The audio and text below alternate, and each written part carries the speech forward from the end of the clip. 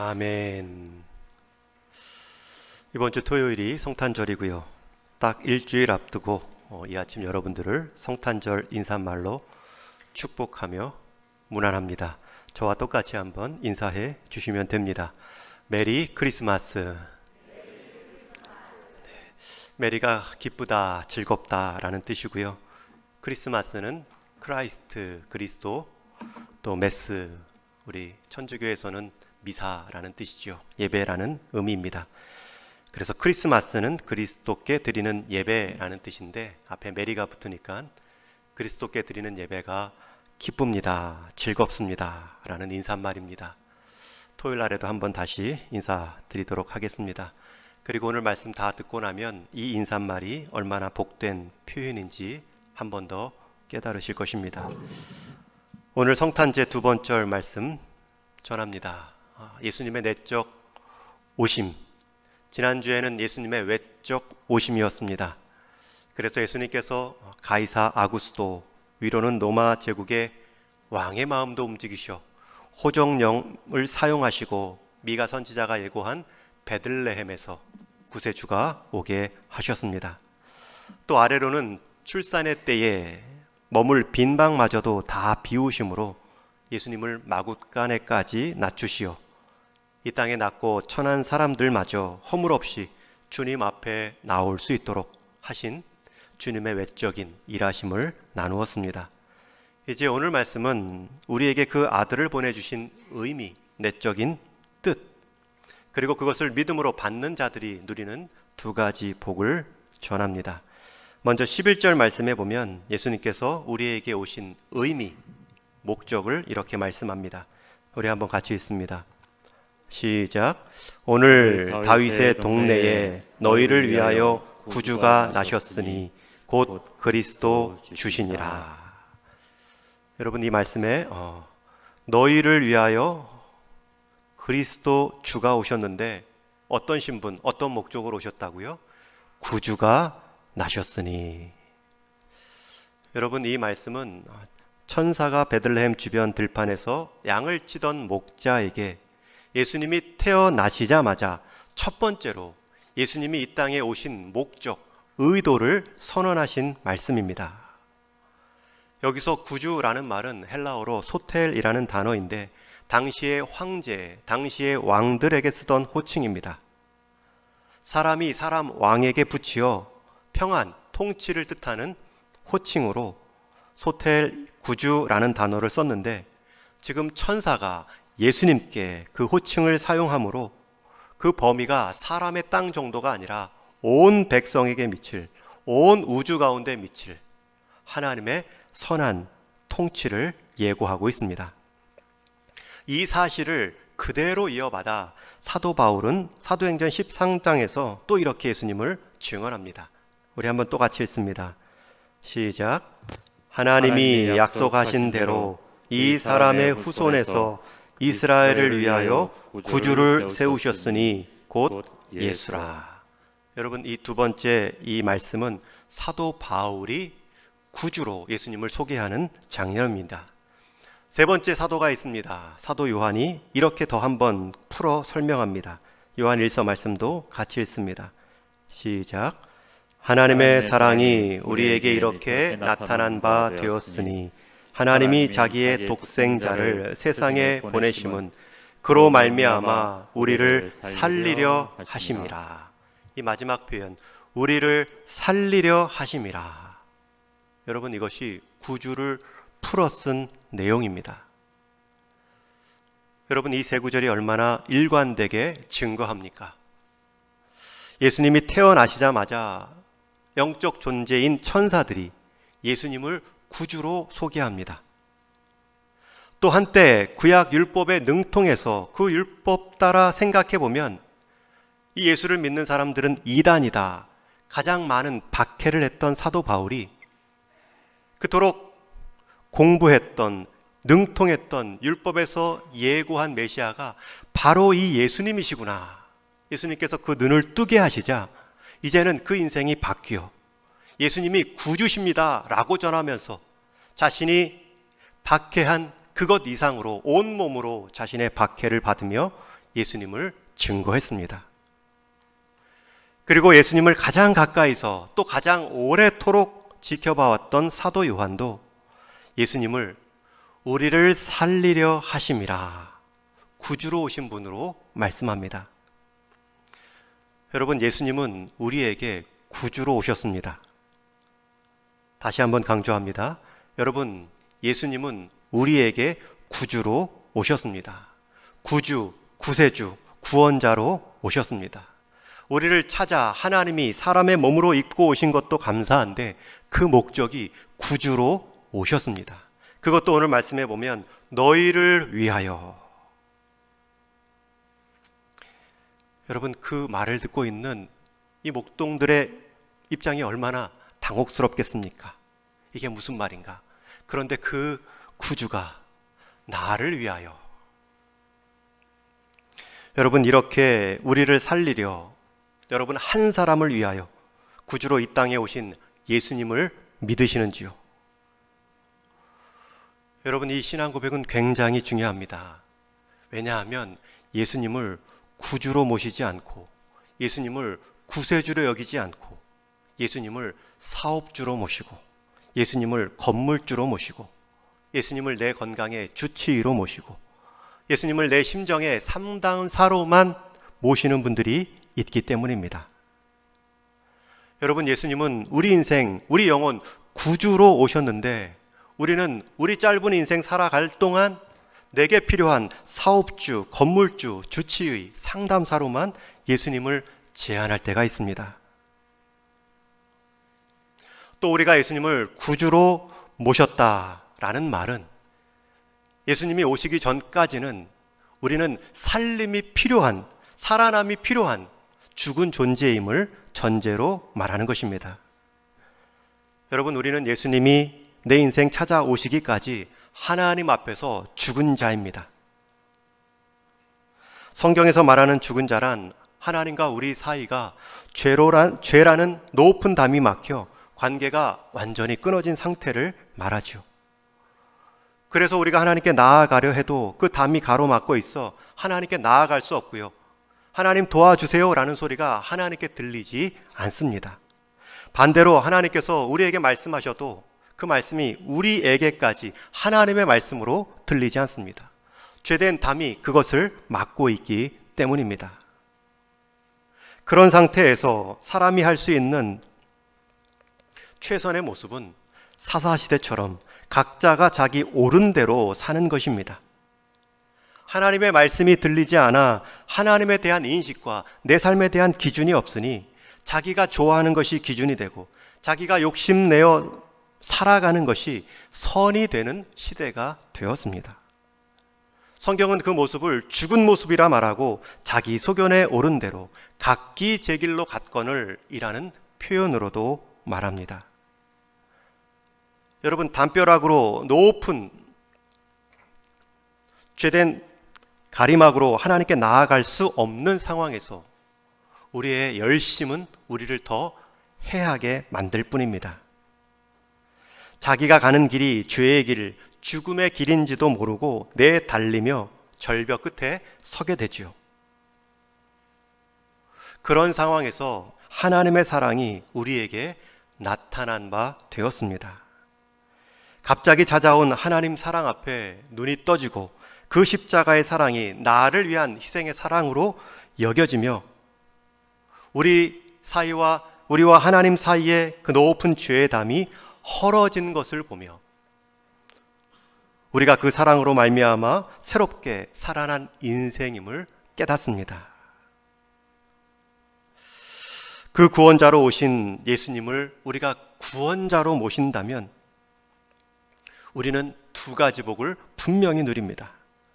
첫 번째는 오늘 약속하신 말씀대로 살리기 위함이라 우리가 살아납니다. 하나님과의 막힌 담이 허물어지고 하나님과의 회복된 관계의 평안을 누립니다. 여러분, 이것이 하나님이 예수님을 보내신 목적입니다. 그 예수님을 믿는 자들에게 주시는 하나님의 복입니다. 창조주 하나님께서 우리를 지으셨습니다. 우리가 하나님 없이 살아갈 수 없도록 지었는데 우리는 하나님 없이도 살아갈 수 있다라고 말하며 등지고 떠났습니다. 그럼에도 하나님은 우리를 버리지 않으셨습니다. 오히려 구원의 뜻을 세우시고 실행하십니다. 그리고 그리스도를 통해 그것이 이루어지자 그것을 기뻐하십니다. 그리고 그러한 희생으로 돌아온 사람들을 다 맞아주시며 하늘 평안을 맛보게 해 주십니다. 그래서 천사들은 들판의 목자들에게 구주로 너희를 위해 예수 그리스도가 오셨다라고 말한 후에 하늘과 땅이 하나로 연결된 것 같은 표현을 하지요. 14절 말씀 같이 읽습니다. 시작. 지극히 높은 곳에서는 하나님께 영광이요 땅에서는 하나님이 기뻐하신 사람들 중에 평화로다 하니라. 여러분, 이것은 천군 천사의 찬양 가사입니다. 무엇을 지금 이렇게 노래합니까? 그리스도를 통해, 구주로 오신 그 그리스도를 통해 살아난 하나님의 백성들을 보며 이렇게 노래합니다. 지극히 높은 곳에서는 하나님께 영광이요. 왜냐하면 하나님이 뜻하신 바가 그리스도를 통해 다 이루어졌기 때문에 그것이 하나님께는 영광이 된다는 것입니다. 그리고 그 일의 결과로 땅에서는 하나님이 주시는 평화, 화목을 누리는 자들의 모습이 있다. 여러분, 이 모습이 우리가 누릴 수 있는 구주를 모시는 자의 첫 번째 복입니다. 한 성경학자는 이 찬양의 대상을 주목합니다. 13절의 말씀에 보면 이 찬양을 부른 표현이 이렇게 나오는데 우리 한번 같이 읽습니다. 시작. 호련히 수많은 천군이 그 천사들과 함께 하나님을 찬송하여 이르되. 여러분, 여기서 수많은 천군과 천사들을 구분하여 설명하고 있습니다. 성경에는 실제로 천사, 천군 이 역할이 구별되게 일하는 모습이 많이 나옵니다. 천군은 주로 영적 싸움을 감당하지요. 악의 영들과 전쟁하는 모습으로 나옵니다. 다니엘서나 요한계시록에 용과 싸우는 천사들, 그 대장 역할을 미가엘이 하고 있지요. 이에 반해 또 천사들이라는 표현은 하나님의 메시지를 전해주는 전달자의 역할이 있습니다. 누가복음 앞에 1장 또 2장 내용에 보면 사가랴에게 세례 요한의 출생을 예고할 때 가브리엘이, 또 마리아에게도 예수님의 수태고지를 할 때에도 가브리엘이 그 메시지를 전합니다. 여러분, 천군, 천사의 역할이 나뉘고 있습니다. 그런데 예수님이 오시자 천군이 무엇을 합니까? 싸우지 않고요, 오히려 메시지를 전하고 그 메시지를 기뻐했던 천사들과 함께 하나님을 찬송하고 있습니다. 여러분, 그 천군이 마치 자기가 다 무장 해제하며 천사들과 주님의 오심을 기뻐하고 있습니다. 이게 무슨 의미일까요? 예수님의 오심은 이제 싸워야 할 싸움은 그분이 다 끝냈다는 의미입니다. 대장이 왔을 때 아래 부하들은 무기를 내려놓을 정도로 큰 마음의 쉼을 얻습니다. 소총 들고 수류탄 들고 싸우던 천군들이 사탄의 진지 자체를 모두 날려버릴 수 있는 핵폭탄급의 위력을 가지신 주님 앞에 다 무장해제하듯 그분을 신뢰하며 높이고 있습니다. 여러분, 싸움은 끝났다는 것입니다. 여러분, 우리가 주님을 모시고 살아가는 자들이 누리는 평안입니다. 주님 모시는 그 인생은 싸움이 끝났습니다. 여러분, 주님 없는 그 인생은 평안함에도 불안합니다. 주님이 내 마음 가운데 좌정하시고 내 인생의 목자 여겨 살아가는 인생은 싸움 한복판에서도 그분의 싸움임을 알고 평안을 말합니다. 사단의 싸움도 사람의 싸움도 내 싸움이 아닙니다. 나 대신 싸워주시고 승리해 주신 주님을 믿습니다. 지는 것도 지는 것이 아니죠. 정말 그 인생에게 지고 이기는 거의 문제는 내가 지금 그 그리스도를 내 인생의 목자로 평안의 주로 모시고 있는가, 그것이 유일한 성패의 기준입니다. 여러분, 그런 인생 주변에 있지 않습니까? 예수님을 모시고 살아가는 인생, 평화로운 인생, 표정부터 말투부터 다르지요. 여름에 개봉한 한국 영화 중에 모가디슈라는 영화가 있습니다. 저도 봤는데요. 그 모가디슈라는 제목은 아프리카 소말리아 수도 이름입니다. 그곳에서 실제 일어났던 남한과 북한의 대사관 사람들이 그 아프리카 소말리아 내전 때문에 큰 어려움을 당할 때 서로 탈출하려고 위기 속에 돕는 사건을 영화화한 이야기입니다. 여기에 배우 허준호 씨가 북한 대사관의 대사로 연기를 했습니다. 그 영화 안에 연기도 참 부드럽고 좋았습니다. 허준호 씨 모르시는 분들도 혹 있으실 텐데 우리 어르신들은 옛 배우 허장강 선생님 이름은 들어보셨겠죠. 그분의 아들입니다. 이분이 그 역할을 잘해서 이번 최근에 청룡영화상에서 나무 조연상을 받았습니다. 제가 그 받는 장면은 못 봤고 그분이 그렇게 받은 후에 인터뷰한 기사를 봤습니다. 인터뷰한 기자가 이런 느낌을 갖고 인터뷰를 했다고 말합니다. 큰 사고를 당하거나 큰 고초를 겪었거나 크게 아프고 난 뒤 그 다음의 삶을 다시 산다고들 말한다. 그렇지만 다시 열심히 착하게 산다고 마음먹어도 그러기가 결코 쉽지 않다. 대체로 원래 원 모습으로 돌아가곤 한다. 그런데 허준호는 휴지기 전과 후가 달라도 너무 다르다. 복귀 이후에 함께 작업을 같이 한 수많은 동료들이 한결같이 칭찬을 아끼지 않는다. 연기는 둘째치고 삶에 대한 칭찬들이 가득하다. 그래서 기자가 이번에 그 영화 나무 조연상도 받았는데 그렇게 인터뷰를 신청하고 인터뷰를 하며 근황을 묻습니다. 이런 이야기들이 들립니다. 이때 허준호 씨가 이렇게 말합니다. 제가 하나님을 만났기 때문입니다. 2005년 교통사고가 크게 났습니다. 차가 폐차될 지경이었으니까요.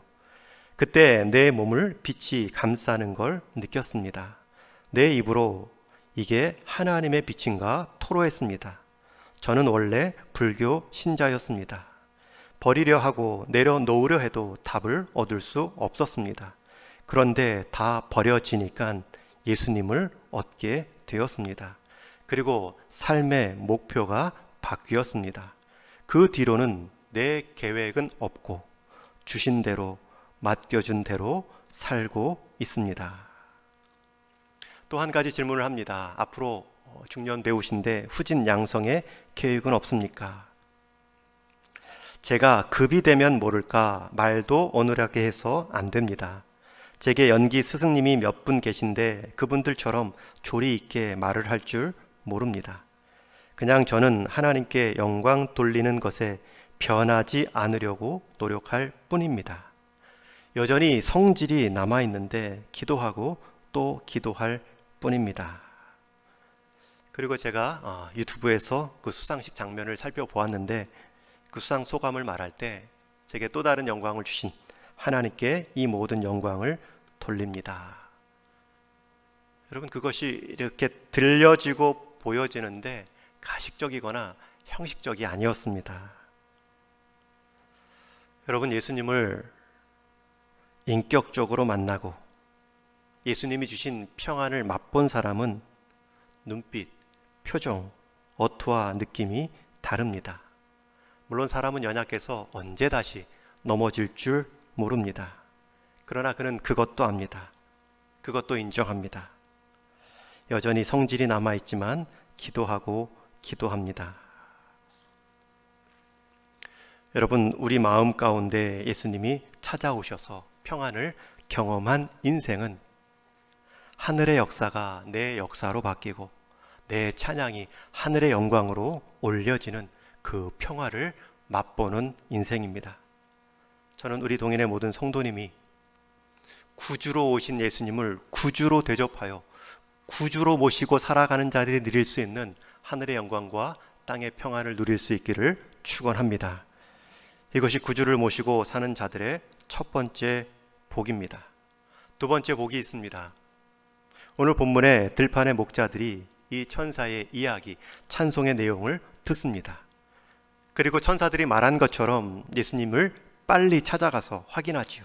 그 위에 누인 아기와 요셉과 마리아를 봅니다.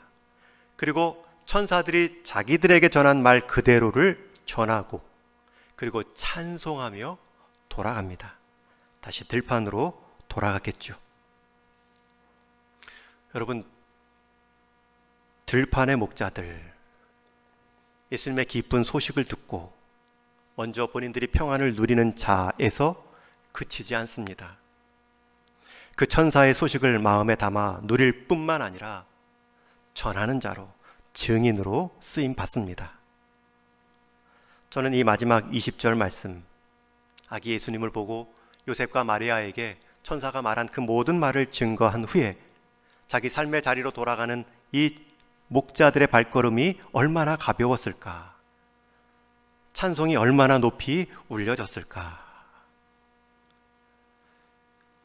들판에 밤을 새며 양을 돌보는 거친 일을 했던 목자들이 세상 누구보다도 이 기쁜, 이 온 세상에 미칠 아름다운 소식을 가장 먼저 들었고요, 가장 먼저 증거하는 자로 쓰임 받습니다.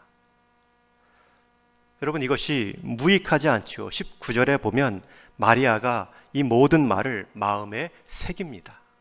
마리아 입장에서는 아기 예수님 낳기 전에도 천사의 말을 들었는데 아기 예수님을 낳고 난 이후에도 천사의 말입니다. 그의 불안한 마음을 위로받았겠죠.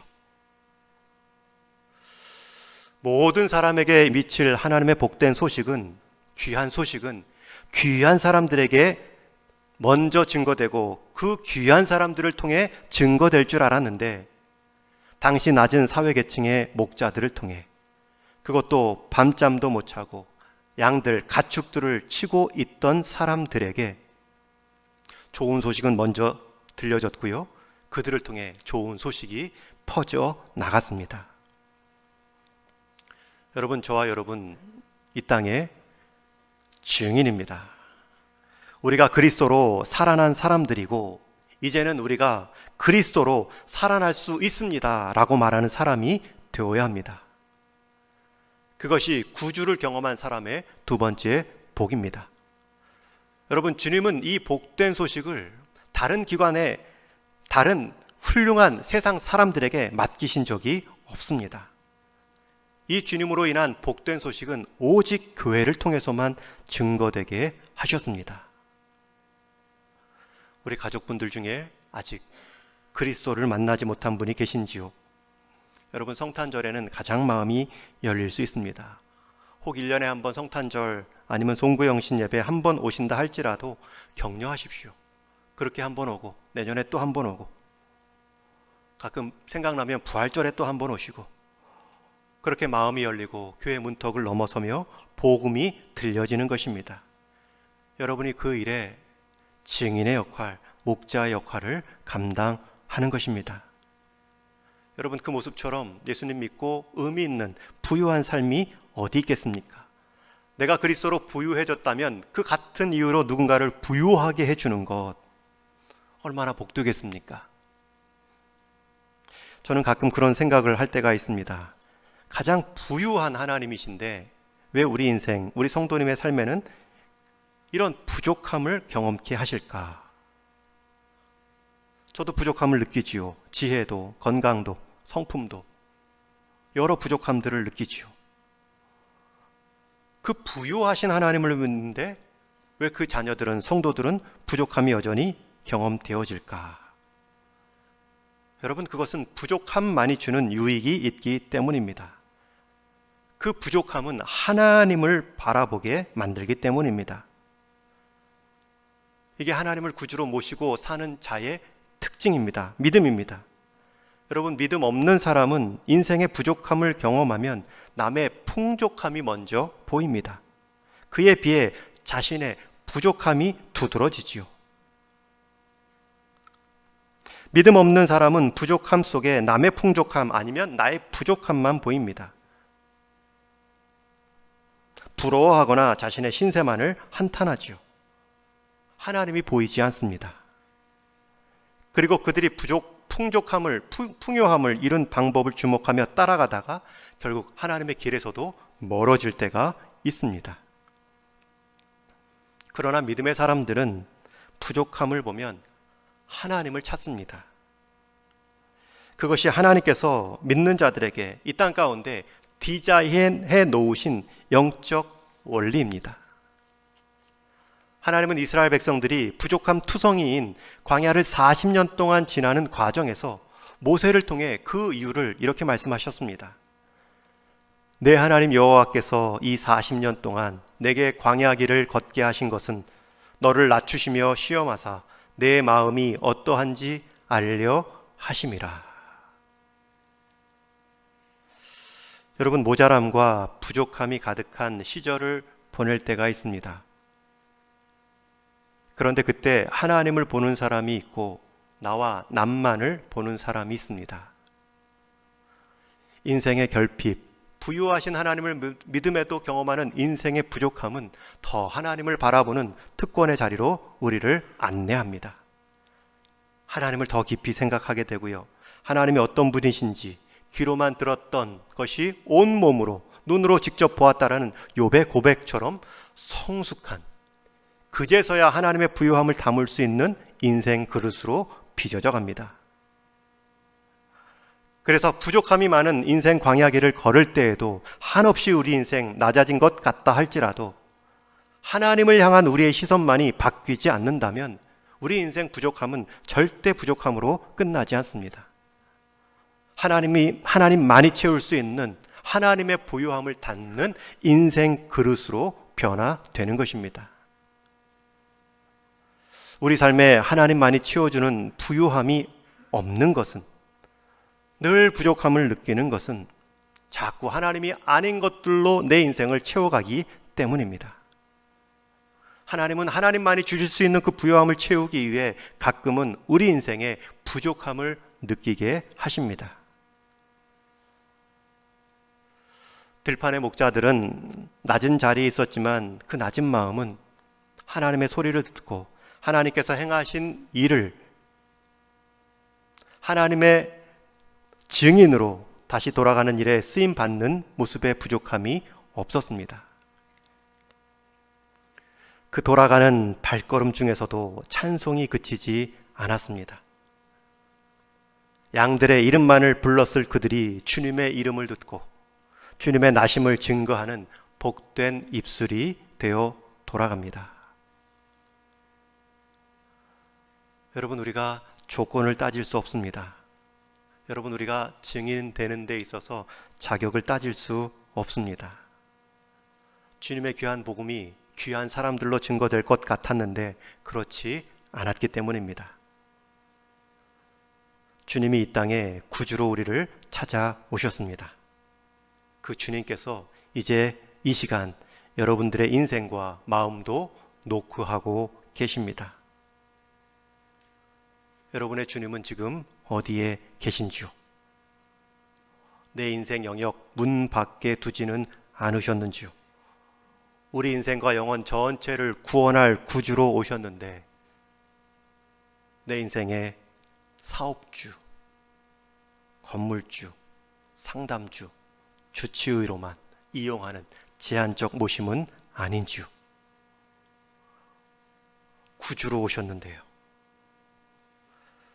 다시금 우리 동인의 모든 성도님들, 구주로 오신 우리 주님을 이 땅의 최고의 권력도 조종하시고 또 이 땅의 가장 낮은 사람도 받아내시기 위해 마구간에 오신 그 주님께서 그 첫 전달자라도 양을 치던 목자들을 쓰신 그 주님께서 지금 저와 여러분 우리 인생 마음의 문을 노크하고 계십니다. 그 노크 소리에 우리가 우리 마음의 성소를 열고 우리 주님을 구주로 모시는 복이 있기를 주님의 이름으로 축원합니다. 꼭 기억하십시오. 주님을 구주로 모신 인생, 그렇게 주님을 구주로 대접하는 인생, 복을 누리는데요. 첫 번째는 하나님과의 관계에서 모든 죄된 막힘이 허물어지며 살아남을 경험합니다. 두 번째는요, 그렇게 살려내는 하나님이 계십니다. 그렇게 살려내신 그리스도가 계십니다. 알리고 전달하는 전달자의 복을 누릴 수 있습니다. 그래서 심지어 천군은 천사와 함께 찬송했고 목자들은 돌아가면서도 노래를 그치지 않고 돌아갑니다. 그러한 성탄의 의미로 우리가 이 겨울을 다시 우리 이 성탄절을 우리 인생 가운데 주님 새롭게 모시는 기회로 삼을 수 있는 동인의 모든 성도님 되기를 주님의 이름으로 축원합니다. 우리 같이 기도하시겠습니다. 메리 크리스마스. 그리스도를 예배함이 우리 인생의 기쁨입니다. 왜냐하면 그분은 우리 인생, 우리 영혼 전체를 하늘과 땅을 연결시키는 하나님의 뜻을 이루고 하나님의 영광을 드러내는 존재로 바꾸어 가셨기 때문입니다.